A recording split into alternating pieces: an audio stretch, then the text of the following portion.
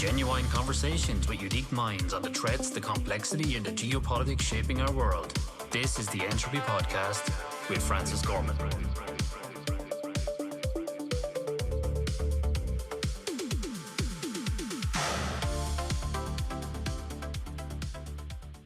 Hi everyone, welcome to the Entropy Podcast. I'm your host, Francis Gorman. Before we dive in, if today's conversation challenges you, sparks a new idea, or sharpens how you think about the world, don't keep it to yourself. Subscribe, leave a review, and share this episode with someone who enjoys staying curious. Today I'm joined by Snehal Antani, the CEO and co-founder of Horizon3.ai, a cybersecurity company that has pioneered the use of AI to autonomously conduct penetration testing. Prior to Horizon 3, Snehal served as the first Chief Technology Officer for the Joint Special Operations Command, JSOC, as a member of the Commander's executive team, where he led data analytics, cloud and edge computing, and cybersecurity initiatives. Prior to serving with the US Special Operations, Snehal was CTO and SVP at Splunk and has held multiple CIO roles at GE Capital and started his career as a software engineer at IBM. Snehal, it's great to have you here with me today. Amazing to be here. I appreciate meeting up with you again. No, it's great to have you. And look, you've been super busy. I think I said to you before we started recording. Every time I turn on LinkedIn, you seem to be in front of me off the back of the now $2 billion valuation of Horizon 3. So very well done there, and a huge congratulations. It's a massive milestone. No, it's amazing. It's a great team, great set of partners, great customers. If you were at Black Cat, you'd have seen Horizon 3 as a 30-story high sign at the Hilton World Resorts and everywhere else. So it's nice to invest in the brand after you've cultivated a base of champions and partners, because you want to create this reaction of, oh, I've heard of those guys, they're awesome, versus who are these guys, right? And so it's been 6 years in the making. Yeah, I saw the picture, so I can only imagine what it looked like if you were standing in front of it. It looked pretty big. It was awesome.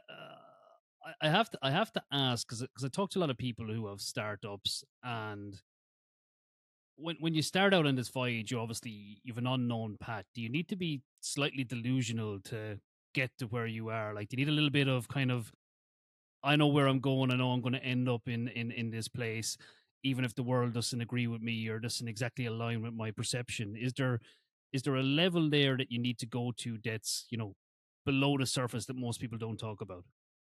Yeah, I think there definitely is. So I would break kind of the traits of a founder into a couple of things.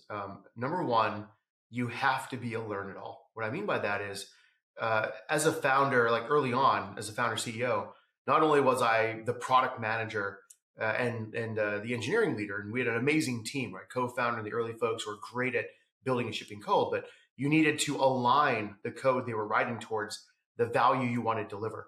Then you had to be the CFO. You had to understand the financial plans. You don't run out of money. You had to be the marketing leader and figure out how to tell that story to the market, the sales leader, so on and so forth. You need to pull the processes in place. And most people don't have all those experiences. And that's okay. What you need to have, though, is this learn it all characteristic that allows you to dig in very deeply. I think it was much harder to be a learn it all and dig in deeply 5 years ago. But now with LLMs and Anthropic and Grok and whatever, you can dig into a topic pretty quickly and get good enough to be dangerous. So I think you have to be a learn it all. You have to have grit. It is not easy. You're going to have all sorts of obstacles thrown at you. My bank went out of business in the middle of funding payroll, and I had to loan the company money myself to make sure that my people got paid. That's just grit at that point. And then conviction. The funny thing about venture capitalists is people assume they walk on water, some kind of legendary business leaders. Honestly, most of them are skinny jeans wearing, latte sipping, recent MBAs that think they're God's gift to society with no operational experience. And what you have to understand is there's a lot of reasons why a VC is going to say no. Don't take it personally. And it's you want a buckshot. You want to take as many chances as you can, and you're going to find alignment with hopefully more than one, and you're going to find the right investor for you. So I think between learn it all, grit, and conviction, if you don't have those, you're going to struggle as a founder. And that's in addition to all the other ways a company could fail. It's funny when I heard you talking about there. I was reading the article on the Silicon Valley Bank and you having to do a personal payday to keep everything ticking over. Which is a great safety net to have in one way, but obviously a huge risk in another, because you're dipping into your own pockets now. You're putting more risk in. You're putting more chips on the table, and if things go sideways, they go really sideways at that point. But you said something there about kind of being a learn it all, and it kind of reminded me of, I'm not sure if you ever read The Hard Thing About Hard Things. It's one of my favorite books. But I was reading your posts on LinkedIn about pirates having to join the Navy. You're kind of your early crew, and what you said there now, and all of those things kind of resonate to what Ben talks about in that book. Can you talk to me a little bit about the starting out with the pirates and then having to navigate your way to join the Navy, and that shift in culture as a small company becomes something greater, something with more presence, something with more responsibility? Yeah, it's interesting. So sales is probably the most obvious transition of pirates to a Navy. So when you first start a company and you get the initial product out the door, the big question you're asking is, can I even sell this thing? Like, are people willing to pay for it? And you don't really know what the price is going to be, or price discount schedules, or even sales cycle or procurement process, kind of, but not so much, because you're launching this product for the first time, especially in a completely new category. And so you need pirates or sales reps that don't want process. They don't want to be told how to do things. They just are going to sit there and figure it out. So when you have 3 sales reps that are 3 different pirates, you're going to have kind of 3 different ways that they've sold. And then you want to look at as best practice or pattern match across them. And as you do enough of those, you're going to start to find a repeatable sales motion. And then you want to extract out the repeatable sales motion that worked, and then start to build around it. And then you hire that 4th or that 5th or that 6th pirate in your sales team, and you're giving them a playbook. Now, it's not a strict playbook, but it's like, hey, here's what's worked already. Help us make it better. At some point, though, you reach a critical mass of sales reps where you have a really good playbook. You understand kind of the process of selling the product, how to be disciplined at discounting and so on. And now you've got to build this into process, because you need to go from 10 sales reps to 100 sales reps. And when you do so, you can't have 100 pirates. It's going to be chaotic. Now you need systems and processes, discount schedules, how you qualify an opportunity. And actually, it becomes much more of a spreadsheet exercise in the later stages of a company than a true pirate creativity exercise. What I mean by that is, you now know, all right, if I can open 100 deals, I know 70 of them are going to get that initial conversation. I know half of them, or 35, are going to do a proof of value. And I know half of them, say 15, are going to actually buy the product. And as you see enough of that, you now know how many deals you need to open, how much revenue you're going to get if you open those deals, because it's all conversion math. And so that's when you start to think about building a Navy. You've got systems, processes, structure, formulas, and pirates hate working in that environment. So you've got this class of sales rep that love that seed A, B stage. You've got the next set of leaders that love going from like A, B, C.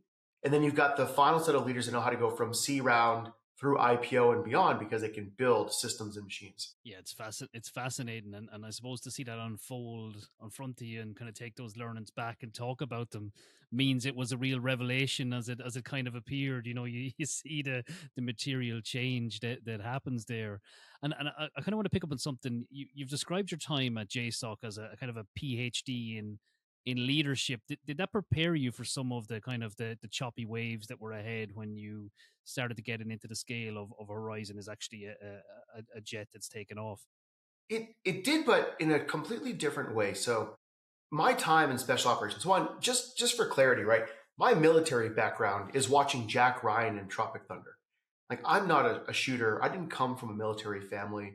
And for me to leave industry and join JSOC was a huge risk for them, to be honest, because they brought in somebody that had no lineage or DNA. And it's always very dicey, because you see this movie play out into catastrophic failure, where somebody that watched a bunch of movies and read a bunch of books walk into the special operations committee and think they know what they're doing. And my first day on the job, the one of the assistant commanding generals pulled me to the side. This guy's just an amazing leader, legendary leader in the military special operations community. He said, "Listen, what you did yesterday won't keep you here tomorrow. You earned the right to be on this team every single day. And don't think because you read read books and movies that you know anything about us. Keep your mouth shut, listen, and learn." And it was amazing because it's, at that point coming into JSOC, I was the youngest at whatever. I was a super young executive at GE. I was a young corporate officer of a publicly traded company. I was arrogant. I had swagger. I was cocky. And I'll tell you, man, I grew more personally being in JSOC, surrounded by the greatest leaders the world will never know about. And what I realized is my own personal growth, which is, it's not about the vanity or the accolades or the accomplishments, man. It's about solving a problem that actually matters. It's about doing something of consequence. And I think if you looked at me at leaving JSOC and going into it, and kind of the delta between the two me's, completely different from a personality, attitude, values, what drove me, what motivated me. And I needed that kick, to be honest with you. So I think I got more from them than they got from me. And I'm extremely fortunate to have had that position. Yeah, it's amazing. And I think to get that grounding, it sets you up for great things ahead. So even hearing you talking about it now, I can tell you took a huge amount away from those days.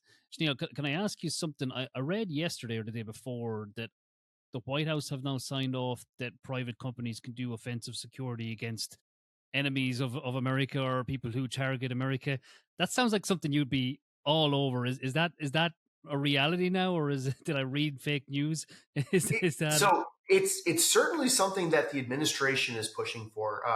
I've had the privilege of meeting and learning and building relationships with key cyber leaders at the White House, at Homeland, at Department of War, and elsewhere. And the people in the seat are quite savvy. They know what they're doing. They're cyber experts. They're not empty suited politicos. They are deep kind of experts in this area. And so the idea is, how do you impose costs in different ways? Thus far, the approach of burning down attacker infrastructure, which is really what the FBI and law enforcement's been doing, it's whack-a-mole, because the next day they spin up more infrastructure. And so you're running in this hamster wheel and not making any real progress. So the fundamental question is, what are the ways to impose costs? Now, you can impose costs through sanctions. You can impose costs through law enforcement. You can impose costs by having a bigger stick and hitting back with that bigger stick. So I think that the question that the administration and I think policymakers have asked for a while is, what are the full range of options to impose costs?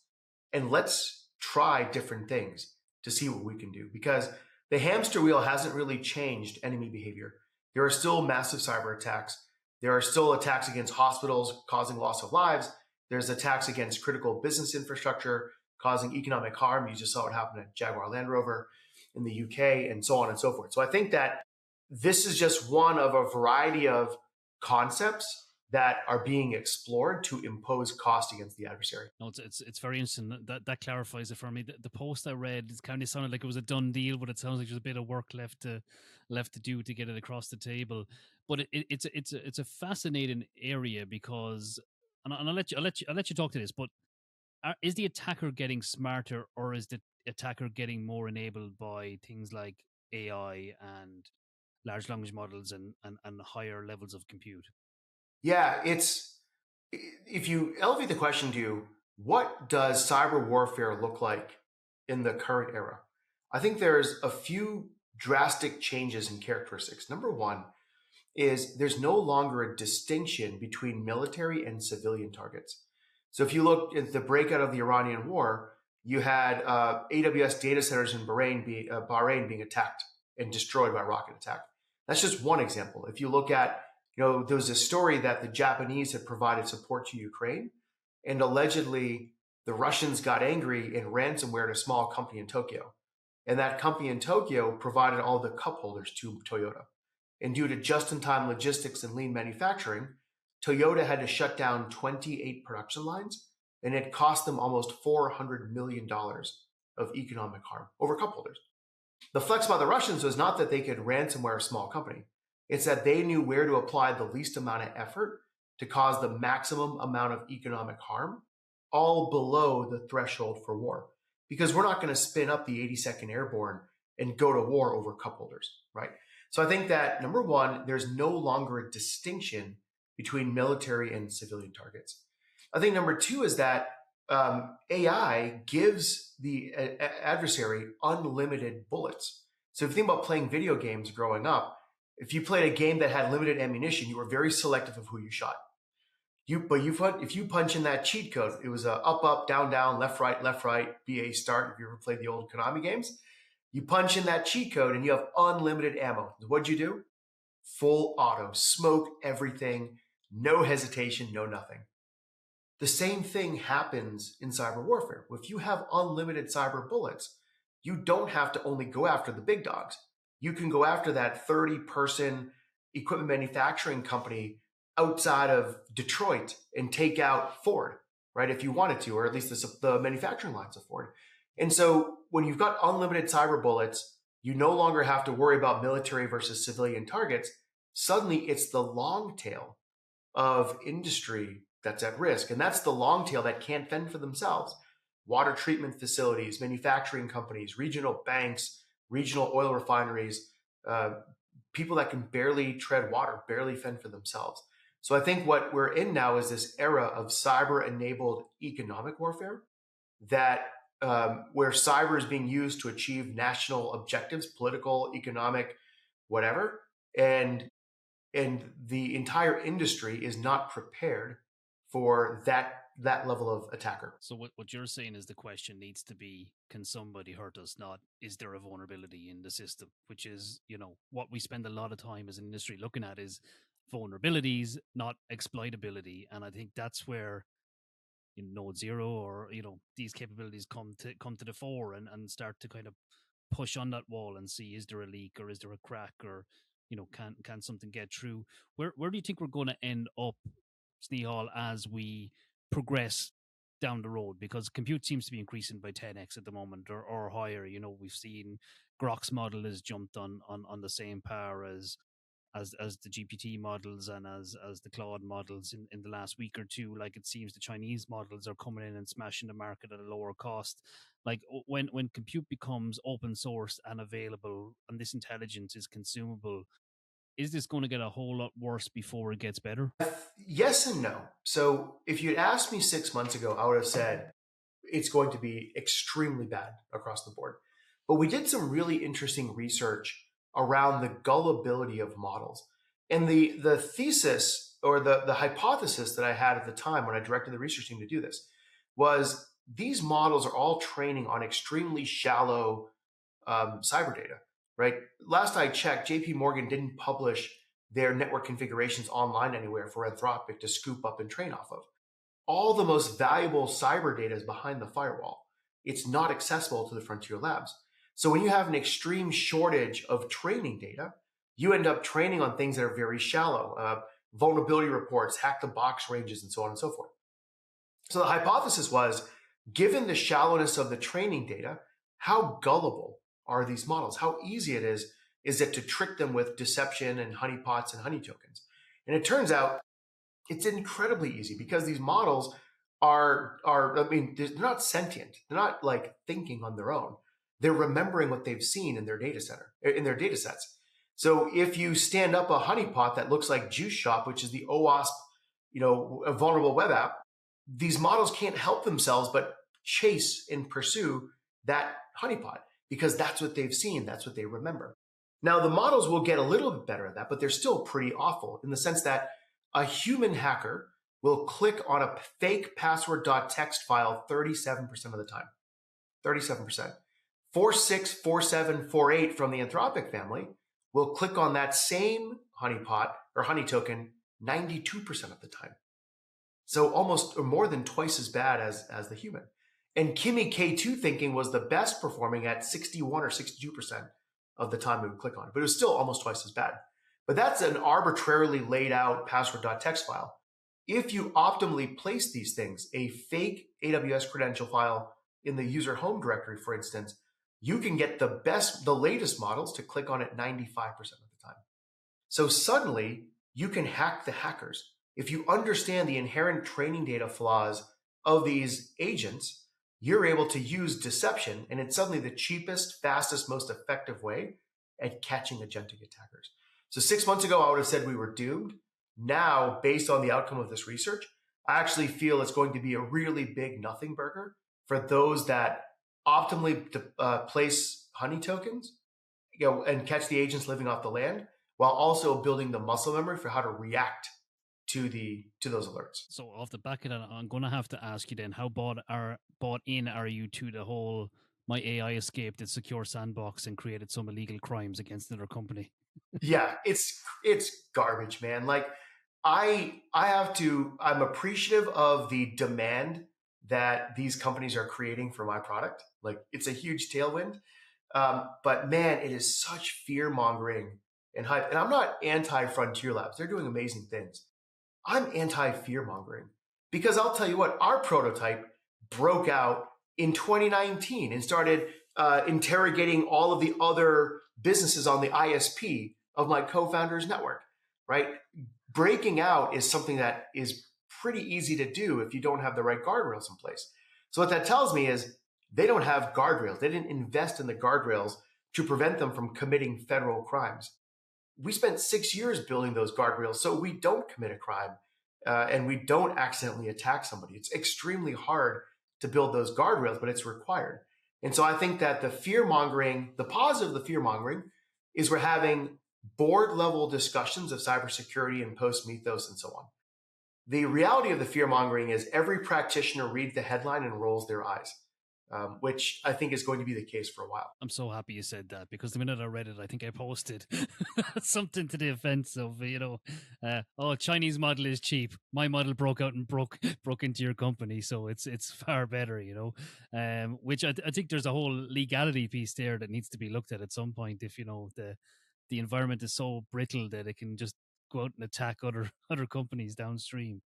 Yeah. In talking about this, Snehal, you've obviously got a highly capable technology on your hands, and you've rolled it out in some major companies across the world now. Your client list is growing by the day. When you let Node Zero loose on a network, was there any cases where you were horrified with the results, or the company at hand, went, "Oh my God, is it really that bad?" Did it unearth anything that was terrifying, essentially? I'll tell you, I was pretty decent at cybersecurity going into Horizon 3. I knew enough to be dangerous. I have learned so much about cyber watching Node Zero hack organizations. I've learned so much about defensive controls, the effectiveness of those controls, policies, all these other ways that Node Zeros compromise you. What I have are some pretty crazy stories, to be honest with you. So the first crazy story I'll tell you is this customer had an incredibly thorough password policy, 14 character, alphanumeric, blah, blah, blah, blah.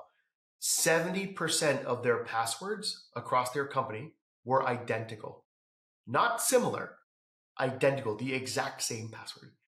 And the best reaction is when they're like, no, this is a false positive. This isn't true. I'm like, no, man, like this thing doesn't lie. Here's the command we ran. Here's what it did. Copy and paste the command yourself if you want.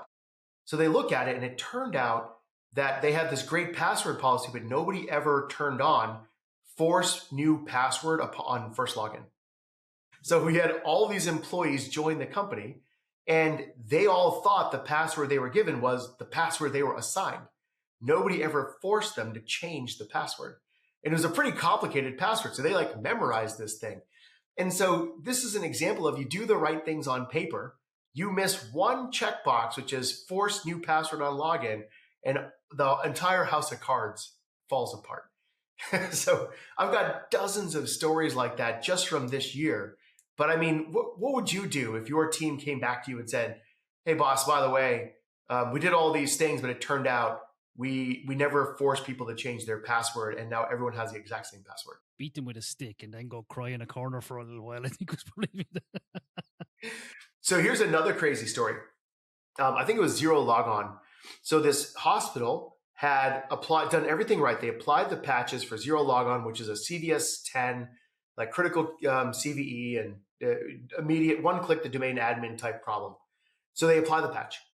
They run us, and we exploit zero logon and get full domain admin control of the network. And the initial reaction is always the same. Nope, not possible, because they're so tuned to things being a false positive in this world. We go off and say, like, there's no concept of a false positive in the way that we execute a pen test. We either successfully executed the attack path or we didn't. It's very clear, one or the other. So we show them the proof of zero logon. And they go to the domain controller, they look at one of their vuln scanning reports, and the scanning report says, no, it's patched. But it clearly isn't, it's exploitable. It turns out the zero logon patch had 2 steps. Step 1 was modify the registry to say patch applied. Step 2, update the binary. Cylance blocked the binary from being updated. So the registry was changed, the binary was never changed. And for 18 months, this poor customer had reported to their regulators and auditors they were not susceptible to zero logon. And it took us to prove that was the case. So it kind of goes back to the mantra of the company, which is trust but verify, with the trust but crossed out. Because don't tell me we're secure, show me. And then show me again tomorrow, and then show me again next week. Because the environment's always changing and the adversary always has a vote. That's a quote I heard from my JSOC commander every day. I talked to him about cyber, because that was his mentality. It was an amazing mentality to have. I think we talked about this a while back when we were in person in Dublin, and you told me a use case where you would set Node 0 alive and set a timer and watch how long it takes the SOC to respond, and then do kind of a top-down, bottom-up analysis to go, why did it take 4 hours for the first guy to do anything? Why did it take a week for the next guy? And then run it again. And that's it. That's it. Be ready. Be prepared. And I've actually played that conversation in my mind, I would say 100 times since you said it, because it makes so much sense. That battle readiness, that wartime ready. Can you is that something that working with government agencies and with military kind of embedded into your mindset, that it's no good trusting that you're ready. You have to really prove and validate that you're ready. Yeah, it's I've seen that in 2 different ways at an elite level. The first was my time at IBM. I worked closely with the mainframe and mainframe customers. And mainframe customers, it was absolutely expected that they would shut down their data centers every quarter and prove HADR. They'd prove failover, they'd prove recovery, and they'd build the processes and the muscle memory for how to recover these systems. And then, the mainframe doesn't crash, but you still wanted to prove what happens if an LPAR goes down, what happens if a region goes down, will parallel sysplex kick off, and so on and so forth. Will it actually work? You want to go off and build that muscle memory around disaster recovery. And I think that companies that are really good at HADR testing are also, as a result, very good at cybersecurity incident response, because it's in their DNA to test that. So I saw that on the commercial side. On the military analogy was interesting. So I was at an exercise. I was invited to an exercise by one of the special mission units. I got to watch how they operated. And they said, listen, we don't practice with dummy rounds here. We train with live rounds. And I was, it wasn't something I was expecting. It's an exercise. Wouldn't it be dummy rounds so people don't get hurt? And they go, listen, if we use dummy rounds, everyone's going to act like a Medal of Honor recipient. If you use live rounds and the risk of getting hurt, then you know what you're going to do in the heat of the moment. You've built that muscle memory. You've built that fear. You've built that anxiety. And you've built the ability to cope with it and do what you've got to do to get the mission done. And so he goes, we always train like we fight, because you don't want to learn how to deal with a crisis in the middle of crisis. You want to learn how to deal with it ahead of time. So when things go wrong, it's just muscle memory. So both of those experiences kind of codified this idea that you have to train like you fight in cyber. If you get an alert that's a legit incident at 3:00 in the morning, Christmas Eve, what are you going to do? Who has the authority to shut down the entire network to prevent ransomware from destroying all your data? Do you? Does your boss? Does the board? What is the decision-making authority? So you don't want to just train like you fight in business hours on a weekday. You want to hit that alert button when key people are on holiday, when it's the weekend, it's the nights, it's so on and so forth. You want to build that muscle memory ahead of time so you know what to do when things go wrong. I suspect if you told that story in a boardroom, everyone would get incredibly uncomfortable all of a sudden, But the live ammo does bring it to life on the Christmas Eve or the bank holiday weekend, 'cause that's anyone who works in cyber knows that's when shit really goes wrong. It's the middle of the night and it's the bank holiday when everyone's off. It's those hours you don't expect it. So are you battle ready? I love that, Snehal. That's an amazing analogy, and it really does kind of just bring it to life. We're talking about technology and we're talking about warfare. When you look at what's going on in the Ukraine at the moment with the absolute explosive adoption of drone technology and AI and mesh AI technologies on the battlefield, does it take your mind to what the future of warfare is going to look like? It absolutely does. I had the privilege of being in a role where I had to deeply think about the future operating environment during my time in special operations. In fact, one of the several lines of effort I had was the research and development line. And we always talk about the future operating environment and then work backwards. So future operating environment is in some window of time, whether it's in 3 years or 5 years. What are the characteristics of what our teams are going to have to go into, and what do we do to better prepare them? Give them options, give them tools, whatever else we're going to go do. If you look at the time, what we really thought about was human machine teaming. How do we, in what we call the tactical bubble, was if you have an objective, a house you're raiding or whatever, you've got this 300-foot bubble, virtual bubble or dome around that target. Inside that 300-foot dome is incredibly chaotic. You've got Little Bird helicopters, Black Hawk helicopters, assault forces, K9s, all converging on this really tight space with enemies that have a vote in everything that's going on, because they are also going to be adapting. And if you're going to start to arbitrarily throw quadcopters in there, in this highly dynamic space, you run the risk of a quadcopter hitting a friendly helicopter and causing loss of life. So suddenly, human-machine teaming, machine-to-machine deconfliction, like these become really hard engineering problems to go off and solve. And in addition, you're solving these problems in an austere environment. It's dusty, it's cold, it's wet, it's jammed with GPS signal jamming and Wi-Fi jamming. It's not a simple, clean environment. And so when you think about the future of warfare, the hardest problem to go solve is human-machine teaming in this 300-foot bubble. But then you extrapolate that out, and the problems are still hard, but they change quite a bit. So in Ukraine, it was drone warfare in denied environments where you've got GPS jamming, RF signal jamming, and so on. And now they've basically got fishing line worth of fiber optics cables flying behind these drones. And then, so I think what's interesting about Ukraine is it's become a true battle lab, and the iteration, it's the cat and mouse of one side comes up with a new idea, the other side counters it. The other side comes up with the next idea, the first side counters it. And I think it's more the real innovation out of Ukraine isn't the kit, it's not the gear, but it's the iterative mindset that's been institutionalized across Ukrainian forces. Yeah, it's super fascinating to watch from a technology perspective. Obviously, the warfare piece is not ideal, but Mikhailov seems to have been kind of a real driver of force when it comes to coming up with new ways to adapt warfare and technology to the battlefield. The one thing I want to talk about slightly is as we move more towards autonomous technologies, and I think we talked before about the Maven system in Iran and that school that got misclassified and blown up, etc.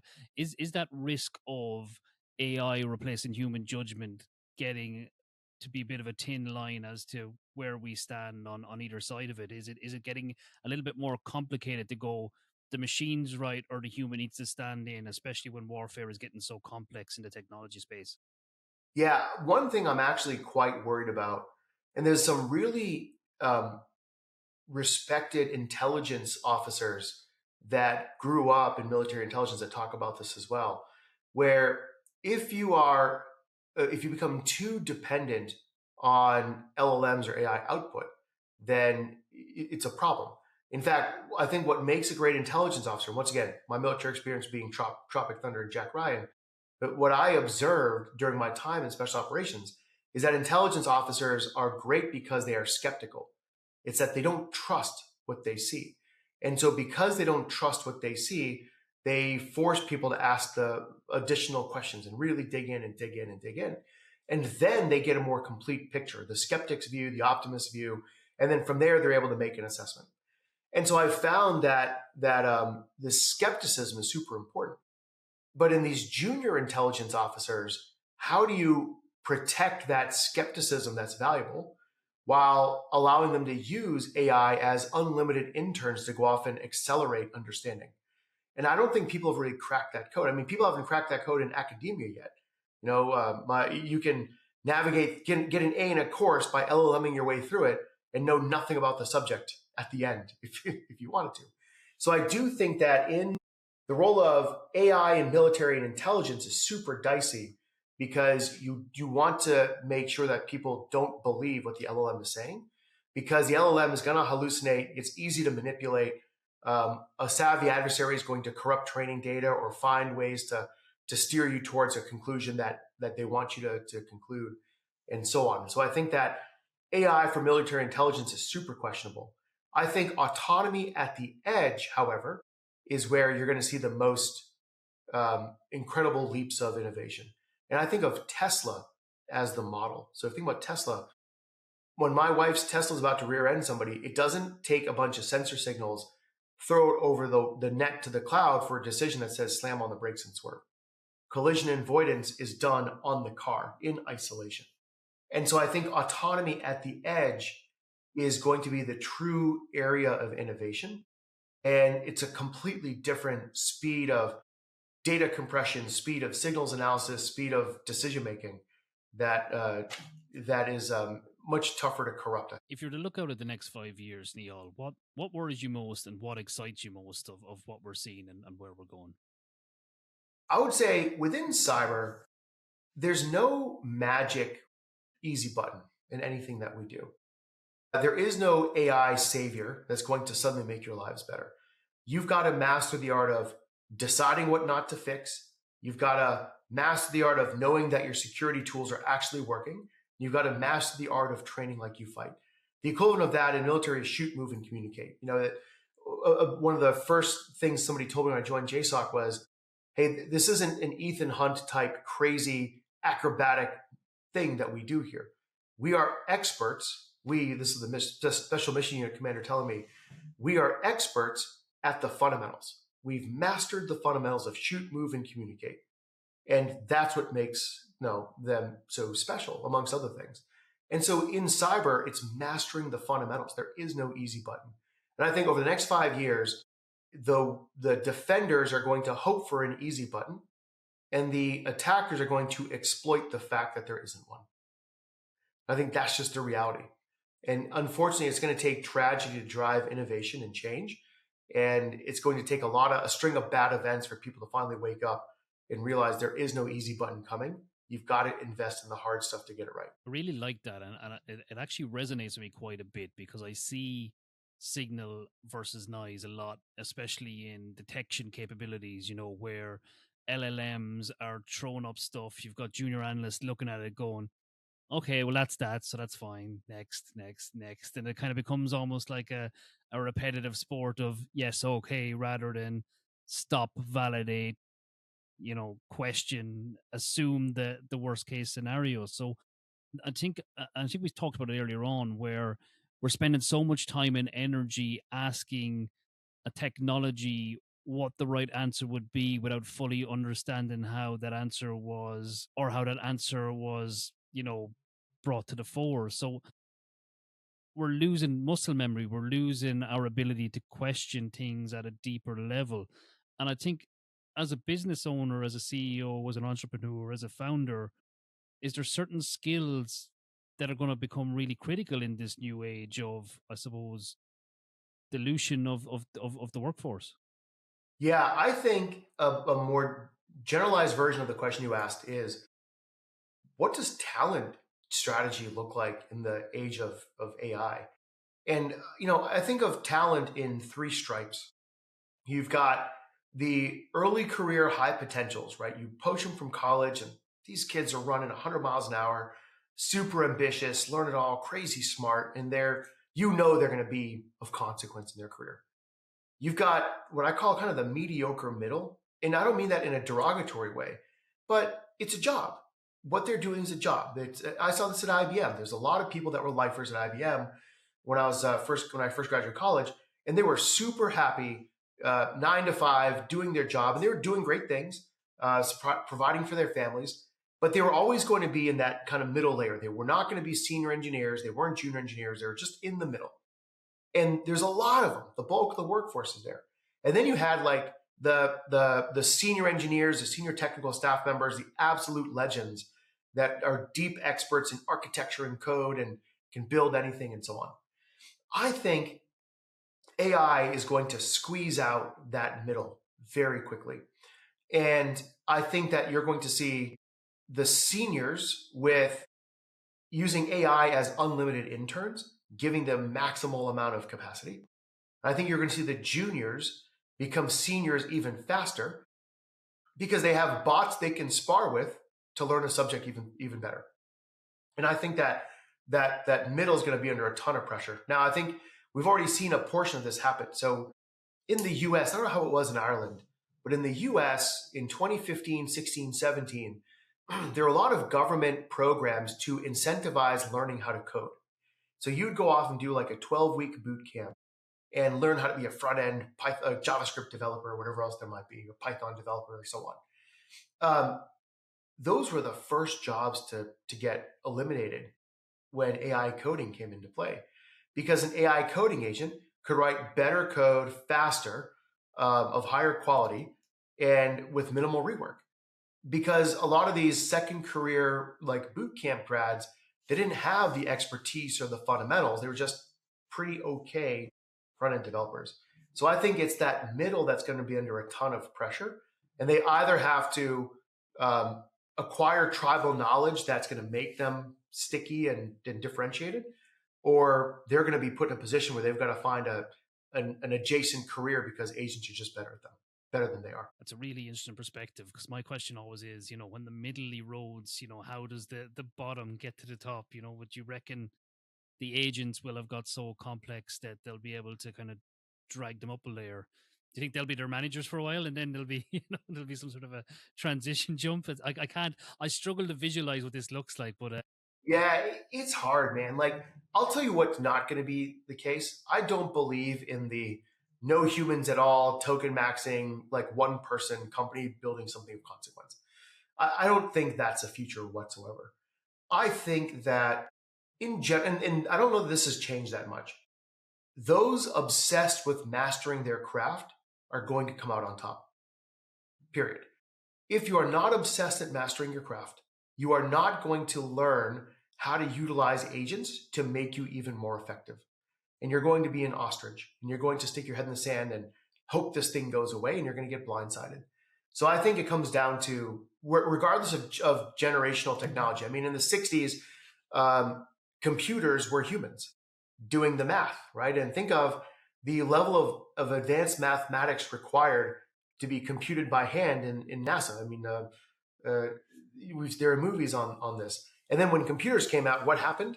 It's not that those people were eliminated, but those obsessed with mastering their craft adapted and became COBOL programmers or Fortran programmers and went off and did amazing things. So I think that it's easy to be afraid with all the fear mongering of AI and jobs and so on. But the honest question you ask yourself is, if you are not obsessed with mastering your craft, why are you doing the job? Go do something you're obsessed with mastering. I love it. Another absolute nugget of wisdom there to take away. Snehal, before we finish up, is there anything I've left on the table that you really wish I'd asked you just to get out there? You're like, Francis, why haven't you pulled on this thread just yet? I would end with, there's a fundamental shift in cyber that had been going on, but in pockets. And I think AI and Mythos and so on are going to accelerate these two fundamental shifts. We need to stop saying we're compliant because that's a point in time state and start talking about how we are resilient to attack because the attackers are coming. They're going to gain initial access. Are you resilient? Can you recover? We have to stop saying that we're secure, which is a point in time state, and start talking about how we're defensible. If the attacker comes in, how rapidly can we adapt to prevent them from achieving their objectives?